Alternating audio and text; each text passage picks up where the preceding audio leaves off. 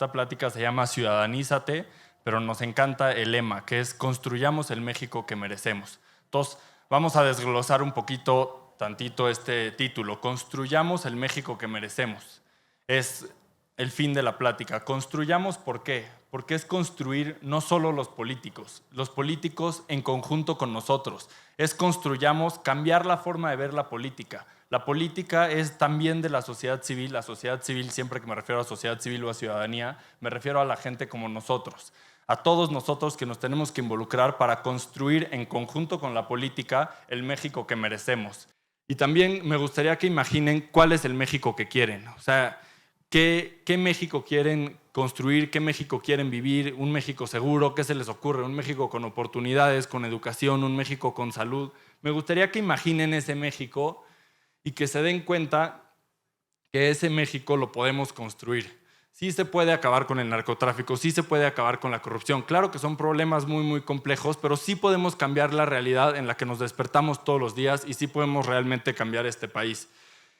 Claro, seguro muchísimos de ustedes están pensando, no manches, este cuate iluso tiene 20 años, no tiene ni idea de nada y me viene a decir que sí se puede acabar con la corrupción. O sea, nacimos y claro que siempre ha habido corrupción, siempre va a haber narcotráfico, los políticos tienen que pactar con el narco porque si no, no lo van a solucionar. Seguro les está llegando a la mente.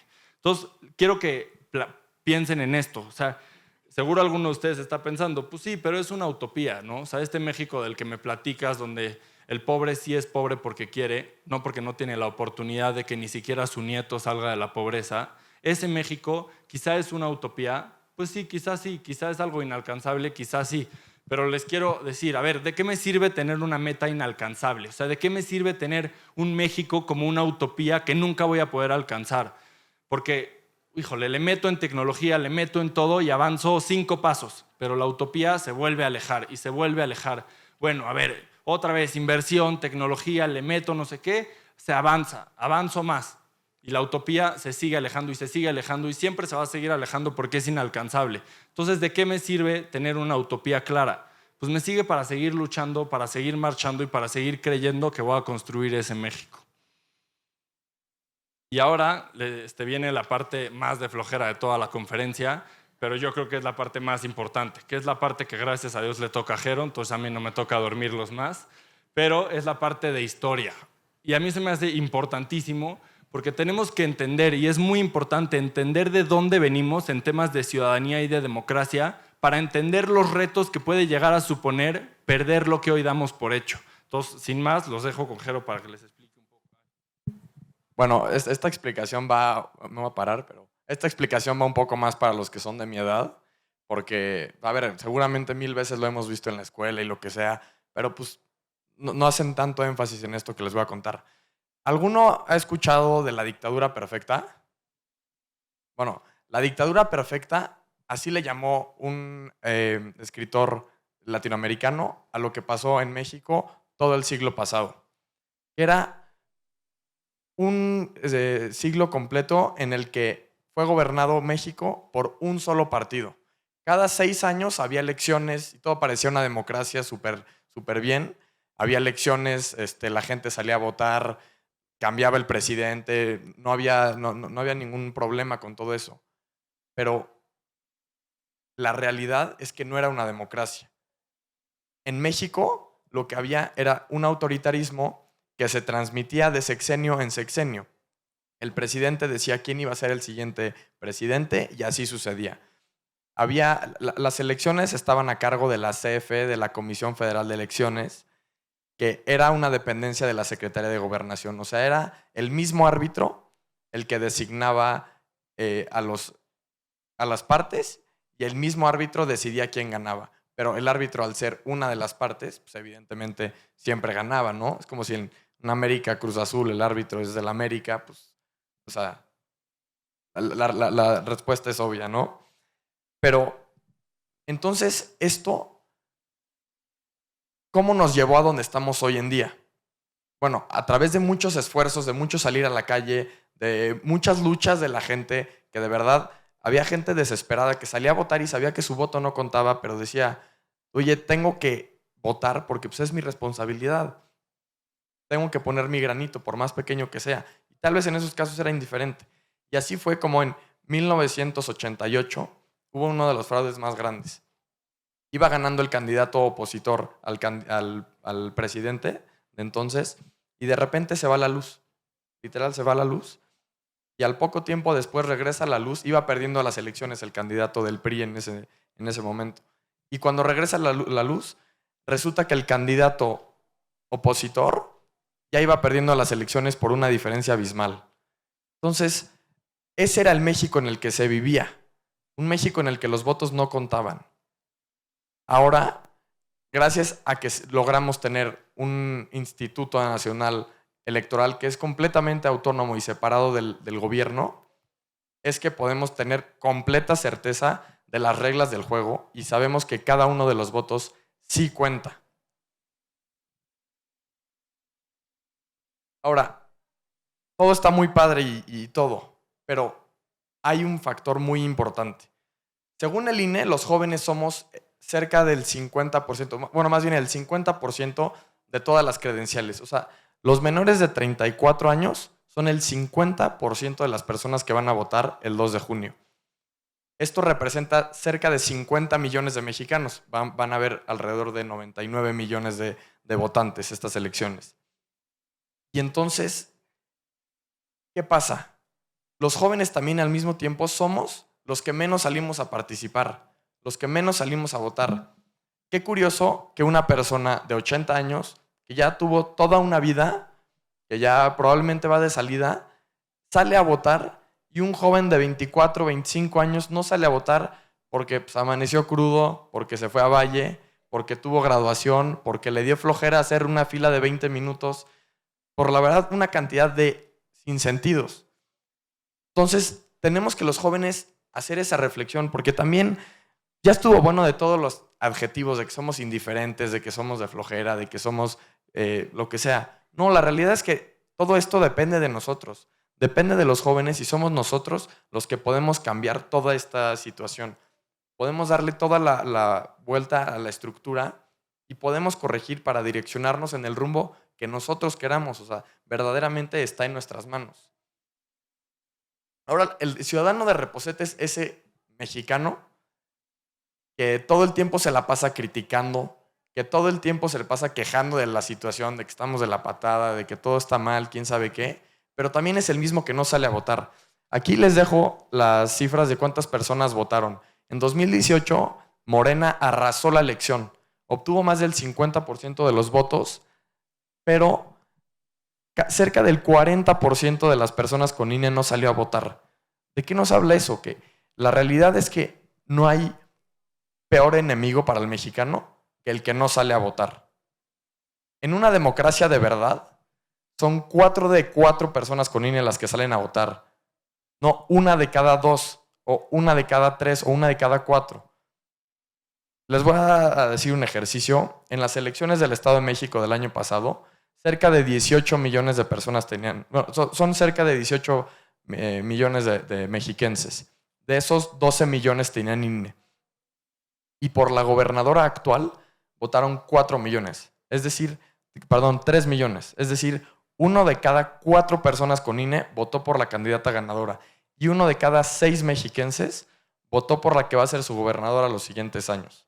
Entonces es una reflexión que de verdad debemos de tener de, oye, todo lo que podemos hacer y que no hacemos por la flojera, por la indiferencia, por temas que de verdad vemos como importantes en el corto plazo, pero a largo plazo hay cosas mucho más importantes. Y para esta parte me gustaría preguntarle si alguien fue a alguna de las marchas del INE.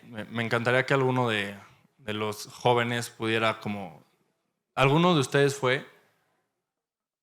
A ver, ¿alguno de ustedes se acuerdan más o menos? Digo, que no les dé pena, da igual obviamente si no saben, pero ¿algunos se acuerdan más o menos por qué te despertaste un domingo de malas a estar a las 11 de la mañana, 2 horas en el sol, en el Zócalo?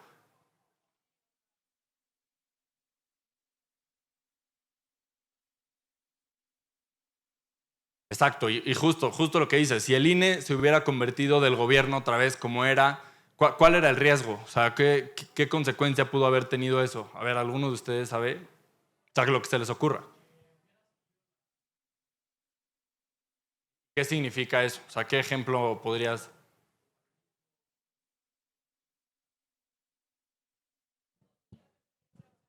¿Y eso cómo se llama? ¿A alguien se le ocurre? Una dictadura, tal cual, sí.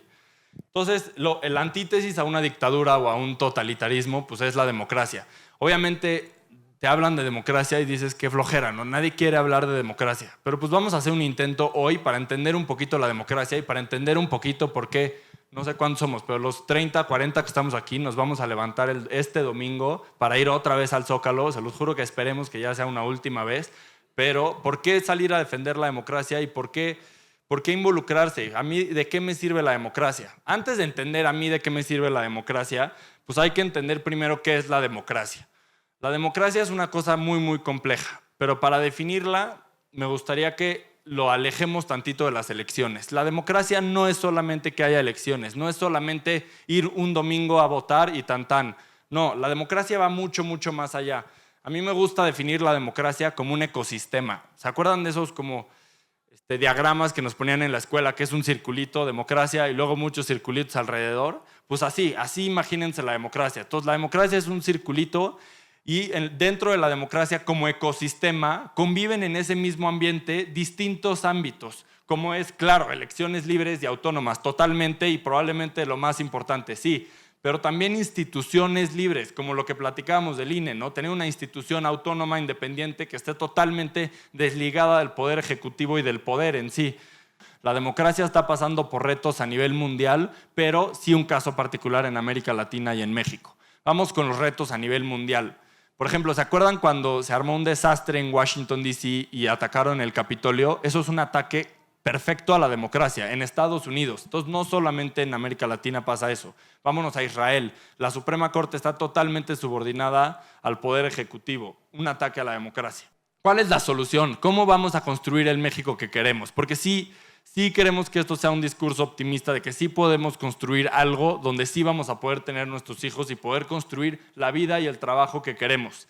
Y eso es un poco lo que les ponemos aquí, que es transitar de una democracia electoral a una democracia participativa. ¿Por qué queremos vivir en una democracia participativa? Una democracia electoral es donde el ciudadano solamente va y participa en lo público cuando sale y va a votar. ¿Alguno de ustedes vota por primera vez en el 2 de junio? Es como si, por ejemplo, cualquiera de ustedes, Diego, sale y va y vota el 2 de junio, entonces se libera de la democracia y de ser ciudadano hasta el 2027, donde tenga que ir a votar por sus cámaras y por sus senadores y diputados, y luego regresa hasta el 30 para salir a votar. Pues qué cómodo nada más participar 2 veces cada 6 años. Esa es lo que queremos dejar. Y además, en México ni siquiera llegamos a una democracia electoral porque la gente ni siquiera, como nos dijo Jero, va y vota. ¿Qué es lo que queremos lograr? Una democracia participativa. Y es un poco, seguro escucharon, y más los jóvenes, el discurso de la nueva política. La nueva política no es la que se hace con tenis naranjas, es la que se hace en conjunto con la sociedad civil. Y esa es la nueva política y la que queremos construir, la democracia participativa, donde los ciudadanos, o sea, nosotros, nos apropiamos del espacio público y hacemos que los políticos tengan que colaborar con nosotros para hacer las decisiones. ¿Por qué quisiéramos vivir en una democracia participativa y por qué yo le daría de mi tiempo diario a la política y a lo público para vivir? Por cuatro principios, que son colaboración, coherencia, legitimidad y transparencia.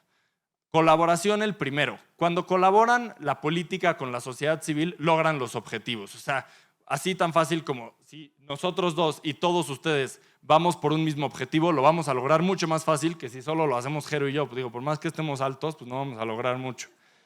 Luego, coherencia. ¿Alguien de ustedes le pidió a López Obrador el AIFA?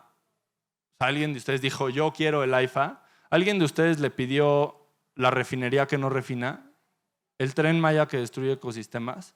¿Alguien de ustedes pidió eso? Eso es la coherencia, que las acciones y las políticas públicas tengan algo que ver con lo que exige la sociedad civil. ¿Qué exigimos ahorita? Seguridad. ¿Qué sería coherente? Un plan de seguridad, ¿no? Quizá balazos a los delincuentes y abrazos a las personas y a las víctimas.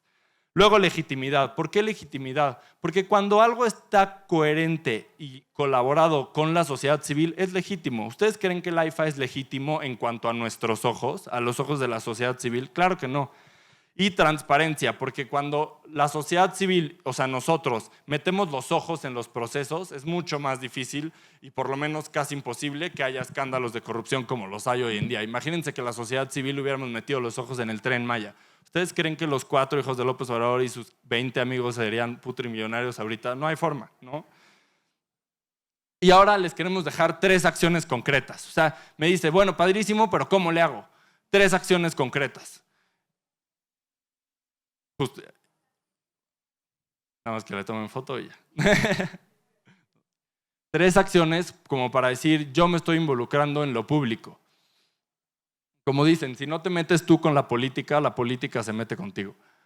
Credencialízate. Tienes que tener tu credencial de elector. Es como tu pasaporte al mundo de la política. Digo, para los que no la tengan, normalmente antes decíamos, pues tienes hasta el 22 de enero para sacarla, pero pues eso ya pasó. Entonces espero que absolutamente todos aquí tengan su credencial. Y la credencial, por favor, déjenla en su casa, no los vayan a, primero Dios, a asaltar o algo y la pierdan, o pierdan su tarjeta. Pero tu INE es como tu pasaporte al mundo de lo público y la tienes que tener. Luego, actívate, infórmense. O sea, no sean omisos a la realidad que vive nuestro país. Tengan la empatía de informarse.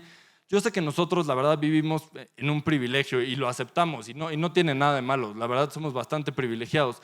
Pero que tengamos la empatía de por lo menos informarnos de lo que sufren el 90% de los mexicanos que sí salen a ese mundo todos los días y sí se despiertan en ese México del que platicamos. Y por último, participa. Participa es sal a votar. A las mujeres me gustaría dejarles una reflexión que nos contaron y encontramos padrísima. Que todas las mujeres, ¿alguna de aquí es feminista? Mira, varias por lo menos. Que ustedes cuando vayan a votar, y me encantó esta reflexión, cuando ustedes vayan a votar, piensen en esas miles y miles de mujeres que construyeron su derecho, que dan por hecho en las calles. O sea, de esas miles de mujeres que dejaron sudor, lágrimas, incluso vidas y sangre en las calles para que hoy ustedes puedan tomar la decisión de quedarse en Valle y no salir a votar. ¿Qué cañón está eso, no? O sea, imagínense que ellas, las que pelearon por ese derecho, se dieran cuenta de que hoy neta lo damos por hecho y no nos importa absolutamente nada. Entonces, salir a votar. Salir a votar, véanlo como una protesta, es como calificar a tu gobierno. O sea, es como cuando te pasaban y calificabas a tus profesores, pues estás calificando al gobierno. Y este gobierno es la primera vez que va a ser calificado en las urnas. Entonces veremos cómo les va.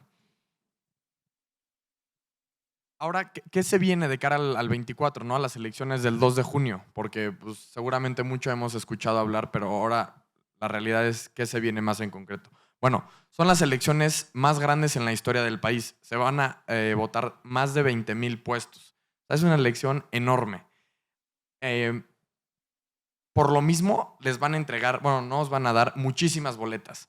O sea, tú vas a llegar y te van a entregar así tu fajo de boletas. ¿Para qué tantas boletas? Muy fácil. Se renueva toda la estructura, toda la Cámara de Diputados, toda la Cámara de Senadores, muchas gubernaturas, el presidente, congresos locales, alcaldías. Entonces van a votar por todo eso. Es muy importante que sepan, pues que se den el tiempo, justo que se informen y se den el tiempo de saber por quién van a votar para cada una de esas cosas, ¿no?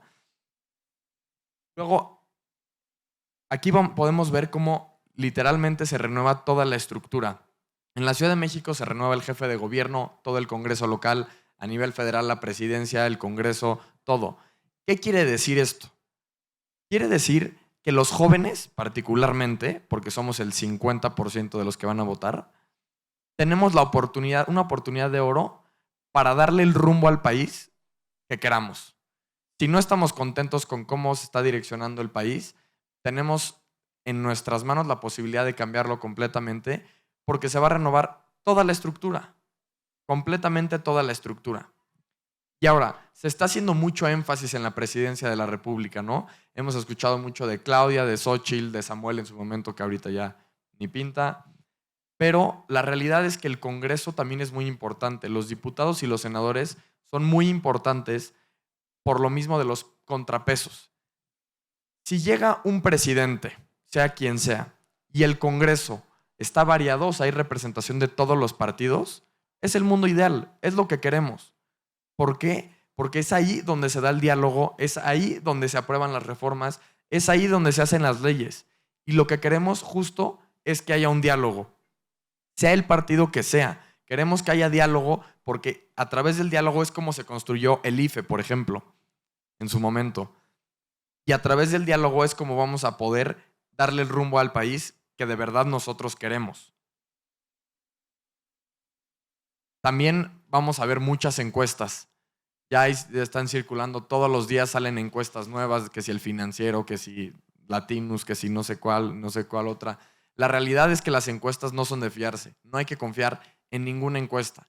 Todas están pagadas para favorecer a alguno o a otro candidato, porque las encuestas son las que mueven las emociones, ¿no? Si uno ve una encuesta en la que el candidato, el que va a apoyar, va bien y va ganando por 20 puntos, pues tal vez ya no sales a votar por él. Dices, ya, qué flojera, mejor si me quedo en Valle.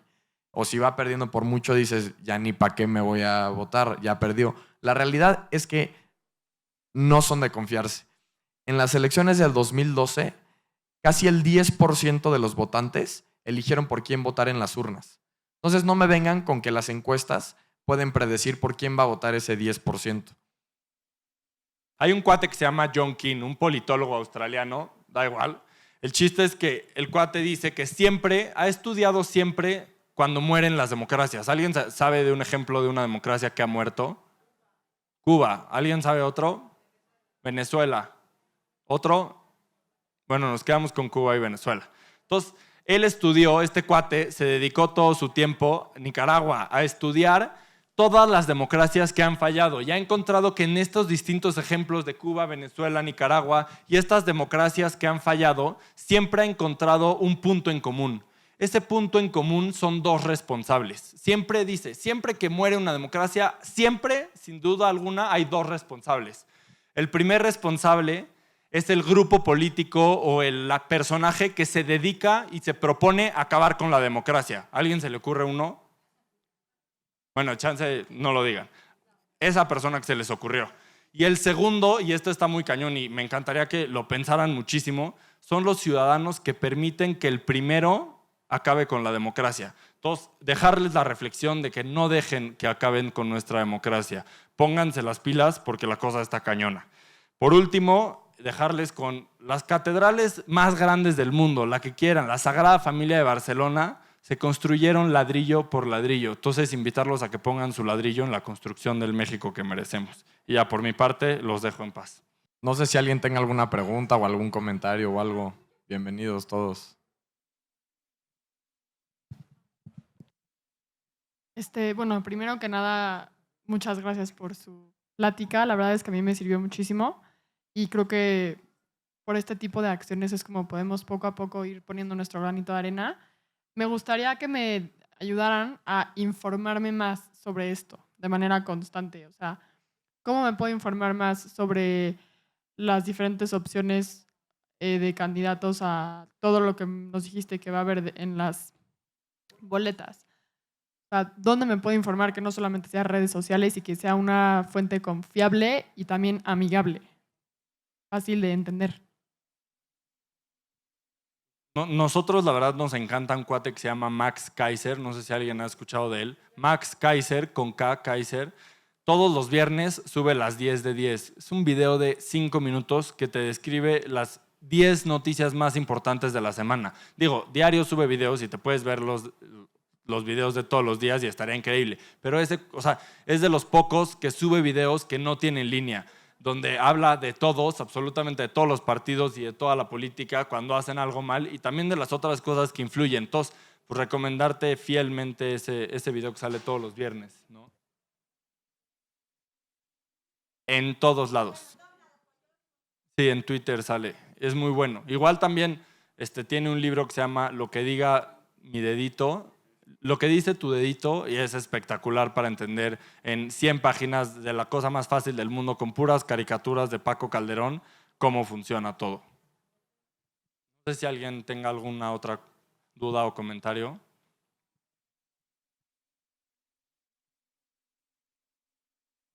¿Cómo se metieron ustedes en esto? O sea, ¿desde cuándo salió este interés que tienen por México? O sea, desde muy chicos, desde sus papás, desde que vieron algún acto que se les pareció demasiado injusto, ¿cuándo empezaron más o menos a interesarse y a formar este tipo de plática para llegar a este momento de elección? Bueno, yo pues en lo personal creo que México vive un momento político muy complicado y la verdad mi conciencia no me deja quedarme sentado sin hacer nada, ¿no? Entonces, pues con Andrés hemos pensado 1000 veces qué hacer, le hemos dado vueltas. La verdad es que esto es algo que nos apasiona, la democracia, somos bichos raros, que nos gusta la democracia, que nos gusta, pues también vemos cómo está todo el potencial que tiene el país y cómo está tan desperdiciado, ¿no? Un país tan multicultural, con tanta diversidad de todo, gente tan calurosa, con tanto potencial, que de verdad es increíble que la gente, bueno, muchos de los que están en posiciones de poder lo utilicen para su beneficio personal y no para explotar las cualidades de todos los mexicanos. ¿Y sus papás, pero les metieron como político o algo así, o de veras nació de ustedes Nada. así nata? Nada, nunca. Nada. No, al revés, nos regañan. Pero no, y no crean que nos vamos de diputados mañana. O sea, yo no tengo ningún interés en ningún puesto público, en absolutamente nada. Nada más, la primer marcha del INE, pues lo que viví fue impresionante. O sea, medio pues metido, empezar a ayudar, a organizar. Y lo que se vivió ese día, digo, los que fueron nos podrán decir, ver a millones de personas saliendo de las calles, todos vestidos de rosa, para defender una institución. O sea, alguna vez platicando con Lorenzo Córdoba, que es el expresidente del INE, nos decía, en la vida, en ningún país del mundo, la gente había salido a marchar en defensa de una institución. Entonces, salir a defender tu democracia y salir a defender todo. Justo le estaba platicando que tenemos un amigo que es venezolano. Y nuestro amigo, igual que nosotros, se metió, pero él sí se metió en las manifestaciones en contra de la dictadura, pues, de Venezuela. Se metió y acabó liderando, o sea, de esas cosas que te vas metiendo y no sabes en dónde acabas, el contingente que llevaba las bombas Molotov. Oye, y un cuate de la Anáhuac, o sea, entonces platiqué y justo este fin de semana platicaba con él y me decía, es que qué impotencia, de verdad reflexionen. Me decía, me duele muchísimo saber que pueden y están a punto de estar donde estábamos nosotros. Me dice, yo me salí de mi país, cambié toda mi vida y estoy en las mismas donde estaba antes. Entonces, invitarlos a hacer esa reflexión de no ser cómplices de la destrucción de nuestro país. Si alguien quiere algo.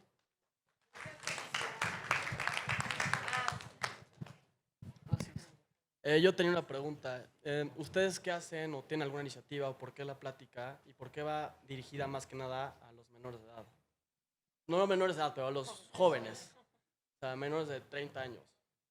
Bueno, va dirigido un poco a los jóvenes porque creemos que es más fácil que si te habla un joven, si a mí llega un señor de 40 años para arriba y me empieza a hablar de esto, me quedo dormido, 100%. En cambio, nosotros como jóvenes, pues justo la idea es hacerlo un poco más casual, cosas así que enganchen un poco más a los jóvenes. También por la importancia, porque somos el 50%, ¿no?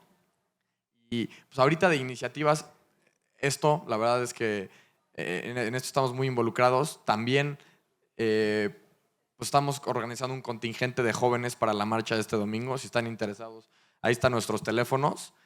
Y básicamente es eso. Y justo lo que dice de los jóvenes es importantísimo. O sea, ¿por qué? Además de que nosotros pues, no tenemos ninguna autoridad moral de venirles a el club de industriales a platicarles de democracia cuando ellos vivieron el surgimiento de la democracia. Pero justo de por qué a los jóvenes, uno, porque somos el 50% de la lista nominal. Ningún partido en la historia del país ha recibido los votos que podríamos dar solo los jóvenes el 2 de junio. Entonces, entender la importancia que tiene que las juventudes salgan a votar. Y justo eso, o sea, somos los que menos participan, los jóvenes. Entonces, si ves esa curva, los jóvenes estamos hasta abajo y somos el grupo que menos participa. Entonces, también por eso dirigirlo un poco a los jóvenes. Y también porque a mí, y te digo, la parte de la historia, yo sé que es la más aburrida, pero es la más importante. Nosotros no vivimos un México sin INE, entonces no valoramos y hay que pasar esa voz de lo que significa tener un México sin una institución que pueda velar por tus derechos. Y ahora, perdón, complementando, o sea, si tú me dices, oye, sí, nada más que yo, ¿cómo puedo ayudar? ¿Qué puedo hacer? Y esto no va solo para los jóvenes. Pero muchas veces este tema es un tabú. En la mesa no se habla ni de religión, ni de política, ni de deportes, ¿no? ¿Cuántas veces lo hemos escuchado? Pero la realidad es que si cada uno de los que estamos aquí invita a 5 personas a votar y esas 5 personas a 5 personas, imagínense el efecto dominó y cómo podría crecer exponencialmente el número de personas que salen a votar.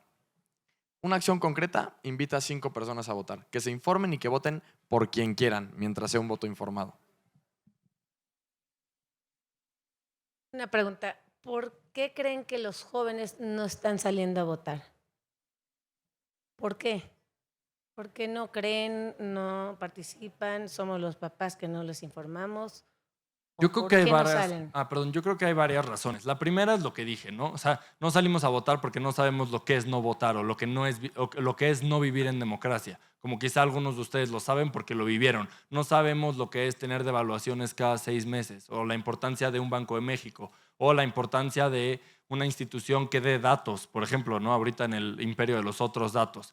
Yo creo que una parte de eso, que no valoramos la democracia tanto. Otra parte, porque yo creo que no vemos políticas públicas a nuestro favor. O sea, la cantidad de jóvenes que no tienen oportunidades es una cosa impresionante. La cantidad de jóvenes... No sé si alguien vio la película de Radical de Derbez, de la educación. Si no la vieron, la tienen que ver. Ese es el México que está allá afuera. Entonces, a una persona que no tiene ni siquiera para comer o ni siquiera para ir a la universidad y que además está metido con el narcotráfico, porque el narcotráfico es la única forma de la que pueda salir del ambiente de violencia que quizá vive en su familia o de todos los ambientes, no está pensando en participar en la vida pública. Y que la política no se centra en los jóvenes. ¿Por qué? Porque los políticos, y como lo sabemos, los partidos políticos se centran y hacen su estudio en qué mercado me va a dar votos. O sea, ok, el partido, el oficialismo dice, este mercado es el que me va a dar votos por los programas sociales. Entonces todo mi marketing del partido va enfocado a ese grupo. Entonces si los jóvenes no votan, nunca en la vida vamos a ver propuestas para los jóvenes, porque no les interesa a los partidos, porque no lo pueden fiscalizar en votos.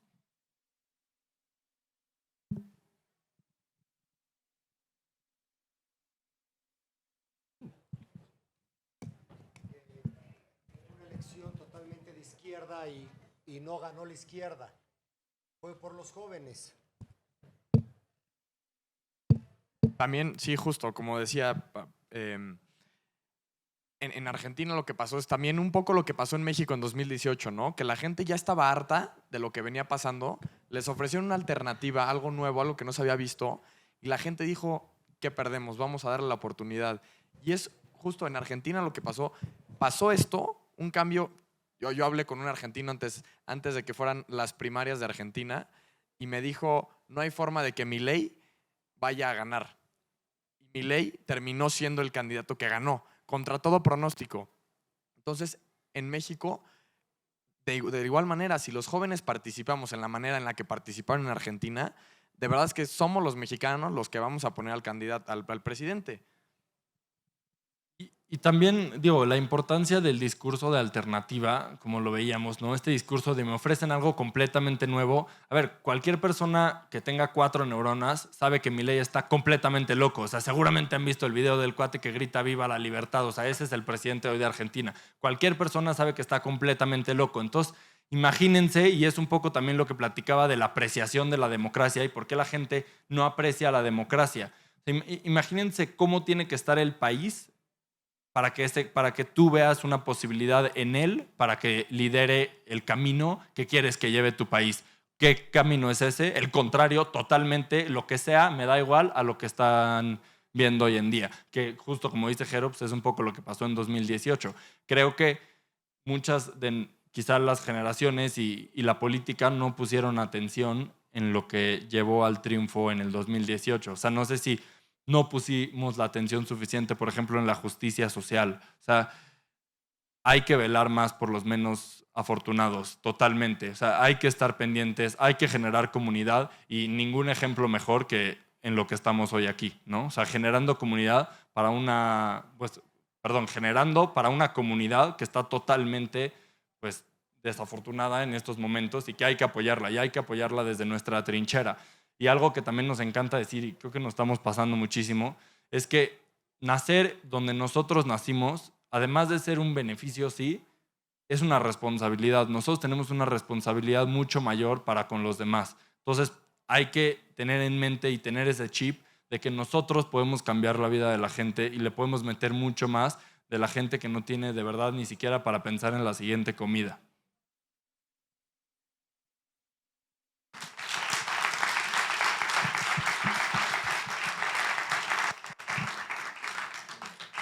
Ay, pues muchas gracias por escucharnos.